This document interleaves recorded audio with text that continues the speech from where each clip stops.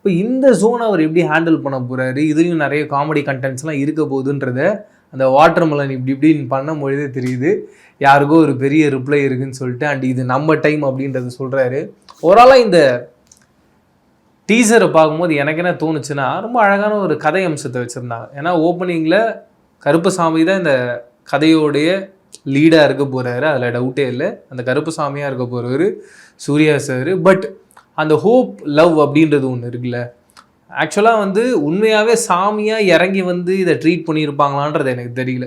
எனக்கு தெரிஞ்சு 2 கேரக்டர்ஸ் இருக்க போகிறாங்க. ஒரு கேரக்டர் கொஞ்சம் பீரியடில் வரா மாதிரியும், இன்னொரு கேரக்டர் கரண்ட்டில் இருக்கா மாதிரியும் இருக்கலாம்ன்ற ஒரு ஸ்பேஸ்க்குள்ளே தான் இருக்குது. ஏன்னா லுக்கா கெட்டப்பா அப்படி தான் இருக்குது. அண்டு எனக்கு தெரிஞ்சு இது வரைக்கும் நான் சூர்யானாவை முழுக்க ஒரு பயங்கர ஒரு கிரே ஷேடில் ஒரு ஜோனுக்குள்ளே பார்த்துருக்கேன். ஆனால் இந்த படத்தை பொறுத்த வரைக்கும் ஒரு பாசிட்டிவ்க்குள்ளே ஒரு கிரே ஷேடில் இருந்தார். அது என்ன இன்னும்